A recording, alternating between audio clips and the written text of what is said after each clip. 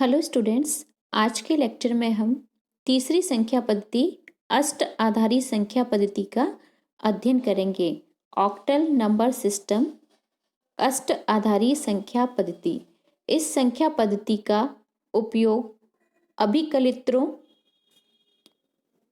अभिकलित्रों computers तथा लघु अभिकलित्रों mini computers में इस संख्या पद्धति का उपयोग किया जाता है।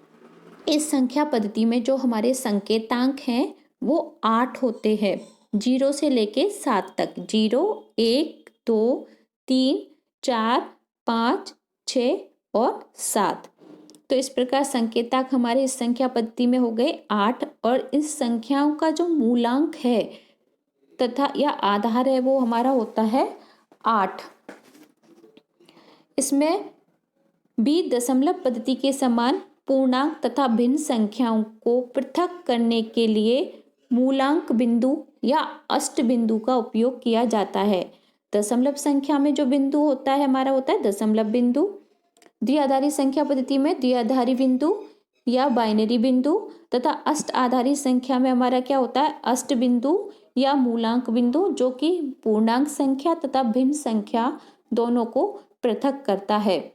अष्ट आधारी संख्या में हम देखते हैं कि जो प्रत्येक अंक का मान है मूलांक बिंदु है उसके बाईं ओर 8 के गुणन से क्रम से बढ़ता जाता है। जो हमारा इसमें देखेंगे हमारी अष्ट आधारी संख्या पद्धति में कोई नंबर है n = 6327.405। इसमें जो हमारा मूलांक बिंदु है या अष्ट बिंदु है उसके जो बाईं ओर की संख्या है 6327, उसमें प्रत्येक अंक का जो स्थानिक मान है वो 8 के गुणन से क्रम से बढ़ता जाता है। अर्थात हमारा जो 7 का स्थानिक मान है वो होगा 8⁻0 प्रथम अंक का। द्वितीय अंक है 2, उसका स्थानिक मान होगा 8⁻1 तथा 3 का जो स्थानिक मान होगा उसका होगा 8⁻2 तथा जो 4 अंक है हमारा 6, उसका जो स्थानिक मान होगा वो 8⁻3 से गुणन में होगा। तथा जो हमारा मूलांक या अष्ट बिंदु की ओर भिन्नात्मक संख्या है उसका स्थानिक मान है वो हमारा 8 की ऋणात्मक घात से बढ़ता जाता है। जैसे कि हमारा प्रथम पद है मूलांक बिंदु की ओर 4, उसका जो स्थानिक मान होगा वो 8⁻−1 तथा दूसरा अंक है वो 8⁻−2 तथा जो तीसरा अंक है वो 8⁻−3 से इनका जो भारण है वो घटता जाता है। तो इस प्रकार हम इस संख्या को, जैसे कि हमारी अष्ट आधारी संख्या पद्धति है, इसमें अष्ट आधारी संख्या पद्धति में हमने किसी संख्या n का निर्धारण किया है। इसको अगर हम दशमलव संख्या पद्धति में परिवर्तित करना चाहें तो किस प्रकार परिवर्तित होगा, इनको निम्न प्रकार से परिवर्तित कर सकते हैं। पहले 7 है, दशमलव बिंदु के बाईं ओर का प्रथम अंक हमारा 7 है, इसको मल्टीप्लाई करेंगे हम 8⁻0 से, इसके भारण अंक 8⁻0 से। द्वितीय अंक है हमारा 2, इसको मल्टीप्लाई करेंगे इसके भारण 8⁻1 से। तथा तृतीय अंक है हमारा 3, उसको मल्टीप्लाई करेंगे हम, इसका जो भारण है 8⁻2 से। और हमारा जो चतुर्थ अंक है 6, उसको हम मल्टीप्लाई करेंगे इसका भारण 8⁻3 से। इस प्रकार हम पूर्णांक संख्या को लिखेंगे और भिन्नात्मक संख्या को किस प्रकार परिवर्तित करेंगे। जो हमारा मूलांक या अष्ट बिंदु है उसकी दाईं ओर की जो प्रथम संख्या है वो हमारा है 4, उसका भारण है 8⁻−1। द्वितीय अंक है 0, उसका भारण है 8⁻−2 तथा तीसरा अंक है 5, उसका भारण है 8⁻−3। तो इस प्रकार हम इन सबको लिख सकते हैं और टोटल करेंगे तो इसका मान दशमलव पद्धति में हमें प्राप्त होगा। तो 8⁻3 को 6 से मल्टीप्लाई करेंगे तो 3072 3072।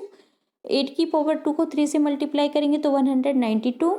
8 को 2 से मल्टीप्लाई करेंगे तो 16 तथा 7 को 8⁻0 से मल्टीप्लाई करेंगे अर्थात 1 से मल्टीप्लाई करेंगे तो 7।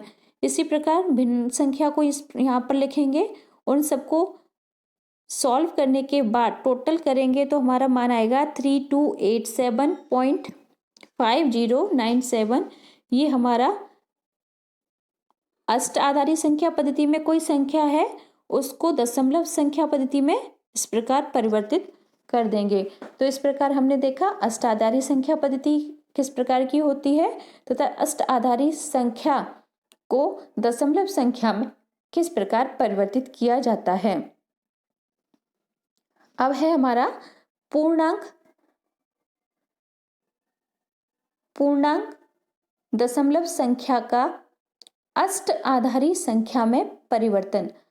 अर्थात कोई हमें दशमलव संख्या पद्धति की कोई संख्या दी हुई है तो उसको हम अष्ट आधारी संख्या में किस प्रकार परिवर्तित करेंगे। तो इसके लिए भी वही है कि कोई भी एक संख्या है उसके दो पार्ट होते हैं, एक तो पूर्णांक वाला भाग होता है और एक भिन्न वाला भाग होता है। तो पूर्णांक वाले को संख्या को परिवर्तित करने की अलग विधि है तथा भिन्न संख्या को परिवर्तित करने की अलग विधि है। इसके लिए भी सेम वही प्रोसीजर है जो हमने द्विआधारी संख्या में परिवर्तन के लिए अपनाई थी। उसमें हमने केवल अंतर इतना है कि 2 से भाग तथा 2 से गुणन किया था। इसमें हम 2 की जगह हमारा जो इस संख्या पद्धति का आधार है या जो मूलांक है 8 उससे भाग देंगे और उसी से ही गुणन करेंगे। तो सबसे पहले हम पूर्णांक संख्या को परिवर्तित करने की विधि देखते हैं। पूर्णांक संख्या को किस प्रकार परिवर्तित किया जाता है। पूर्णांक दशमलव संख्या को अष्ट आधारी संख्या में परिवर्तित करने के लिए 8 से उत्तरोत्तर विभाजित करते जाते हैं। पूर्णांक संख्या को 8 से उत्तरोत्तर विभाजित करते जाते हैं तथा शेष को हम नोट करते जाते हैं। तो इसमें हम भाग किसको करते हैं, जो हमारा भागफल हमें प्राप्त होता है उसको बार बार हम 8 से विभाजित करेंगे और प्राप्त शेष को हम नोट करते हुए जाएंगे। जैसे एक एग्जाम्पल के लिए हमारा दशमलव संख्या पद्धति में पूर्णांक संख्या है 247। इसको हम अष्ट आधारी संख्या में परिवर्तित करेंगे। तो सबसे पहले 8 से डिवाइड करेंगे। तो 8 से डिवाइड करेंगे तो ये 247 को जब हम 8 से डिवाइड करेंगे तो 8 3 जा 24, रिमाइंडर 0, 7 को उतारेंगे ऊपर से तो इसमें 7 से डिवाइड नहीं होगा तो इसमें 0 बार डिवाइड होगा तो 0 उतार लेंगे। इस प्रकार इसका भागफल कितना आया 30। तो यहाँ पर हम भागफल को 30 लिख लेंगे और शेष हमारा क्या आया 7। तो यहाँ पर हम शेषफल 7 को लिखेंगे और भागफल को 30 को यहाँ लिखेंगे।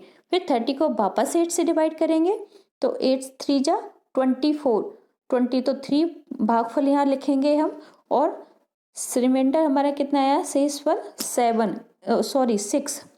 30 में से 24 जब सब्ट्रैक्ट होते तो 6 बचेगा तो 6 लिखेंगे। इस प्रकार 3 को जब हम 3 को हम 8 से डिवाइड करेंगे भागफल को तो कितनी बार जाएगा हमारा 0 बार। तो हमारा भागफल क्या आया 0 तथा जो हमारा शेष बचेगा वो कितना बचेगा 3। इस प्रकार हमारा शेष फल का जो समुच्चय आया वो है 7, 6 और 3। इस समुच्चय को लिखने के लिए कैसे निर्धारित करेंगे कि जो हमारा प्रथम शेष फल है, प्रथम जो अंक आया वो न्यूनतम सार्थक अंक तथा जो अंतिम आया वो सर्वाधिक सार्थक द्वयंक होगा। तो इस प्रकार हम इसको लिखेंगे 3, 6, 7। इस प्रकार से लिखेंगे 3, 6, 7। तो इस प्रकार 247 जो दशमलव संख्या पद्धति में है उसका मान आया हमारा 367 अष्ट आधारी संख्या पद्धति में। अब है कि भिन्न संख्या को किस प्रकार परिवर्तित किया जाए। भिन्न दशमलव संख्या का अष्ट आधारी संख्या में परिवर्तन। इसके लिए हम क्या किया था, उसमें पहले हमने 2 से गुणा किया था द्विआधारी में परिवर्तित करने के लिए। इसमें हम 8 से मल्टीप्लाई करेंगे तो भिन्न संख्या को अष्ट आधारी संख्या में परिवर्तित करने के लिए 8 से उत्तरोत्तर गुणन करते हैं। गुणन के प्रत्येक स्तर पर जो हमारा पूर्णांक प्राप्त होगा वो अष्ट आधारी संख्या का अंक होगा। प्रथम गुणन से प्राप्त जो अंक होगा वो सर्वाधिक सार्थक अंक होगा तथा यह मूलांक बिंदु की निकटतम स्थिति में लिखा जाता है। गुणन क्रम बढ़ने के साथ प्राप्त पूर्णांक का सार्थक मान घटता जाता है। उत्तरोत्तर गुणन प्रत्येक स्तर पर पूर्णांक घटाकर केवल भिन्न संख्या में किया जाता है। हमारी सपोज कोई भिन्न संख्या है 0.6525 दशमलव संख्या पद्धति की, इसको हम अष्ट आधारित संख्या में किस प्रकार परिवर्तन करेंगे? तो बताई गई विधि के अनुसार, प्रक्रिया के अनुसार 8 से मल्टीप्लाई करेंगे। 8 से मल्टीप्लाई करने पर हमारी संख्या आती है ये, जिसका पूर्णांक है हमारा 5। तो हम यहाँ पर पूर्णांक लिख लेंगे और जो भिन्न संख्या बची होगी उसको वापस गुणा के लिए भेज देंगे। इसका वापस 8 से गुणा करेंगे। 8 से गुणा करने पर हमारा वापस जो पूर्णांक आया वो हमें 1 प्राप्त हुआ और भिन्न संख्या को वापस गुणा के लिए भेज दिया। 0.7600 को वापस 8 से गुणा करेंगे तो हमारी संख्या प्राप्त होती है 6.0800, तो जिसका पूर्णांक हमें क्या प्राप्त हुआ? 6। इस प्रकार हम आगे भी पूर्णांक प्राप्त कर सकते हैं, लेकिन इन अंकों की सार्थकता उत्तरोत्तर घटती जाती है, क्योंकि ये संख्या क्या है, भिन्न के रूप में आएंगी या दशमलव बिंदु या मूलांक बिंदु के दाईं ओर की संख्या है, जिनकी सार्थकता उत्तरोत्तर क्या होती है? घटती हुई जाती है। इस प्रकार केवल हम 3 या 4 पद तक ही पूर्णांक निकालेंगे। तो यहाँ पर हमने 3 पद तक निकाला है 5, 1, 6। जहाँ पर जो प्रथम पद है वो हमारा 5 सर्वाधिक सार्थक अंक को रिप्रेजेंट करता है तथा अंतिम जो पूर्णांक है वो हमारा न्यूनतम सार्थक अंक को रिप्रेजेंट करता है। तो इसको हम कैसे लिखेंगे? इस प्रकार से, ये मूलांक बिंदु 5, 1, 6 किसमें? हमारी अष्ट आधारित संख्या पद्धति में। तो इस प्रकार इस संख्या को हम इस प्रकार से परिवर्तित कर सकते हैं। इस प्रकार इस संख्या को हम परिवर्तित कर सकते हैं। इस प्रकार हमने देखा कि अष्ट आधारित संख्या पद्धति में अष्ट आधारित संख्या को दशमलव संख्या पद्धति में किस प्रकार परिवर्तित किया जाता है तथा दशमलव संख्या का अष्ट आधारित संख्या में परिवर्तन किस प्रकार किया जाता है। सपोज ये संख्या हमारी अगर 247.6525 होती, इसको व्यापक रूप में ये होती, तो इसको हम, ये हमारी दशमलव पद्धति में, तो इसको हम अष्ट आधारित संख्या पद्धति में किस प्रकार लिखेंगे? 3, 6, 7 मूलांक बिंदु या मूलांक बिंदु 5, 1, 6 अष्ट आधारित संख्या पद्धति में। तो इसका मान इस प्रकार हमें प्राप्त होगा। तो इस प्रकार हम किसी भी दशमलव संख्या को अष्ट आधारित संख्या में परिवर्तित कर सकते हैं।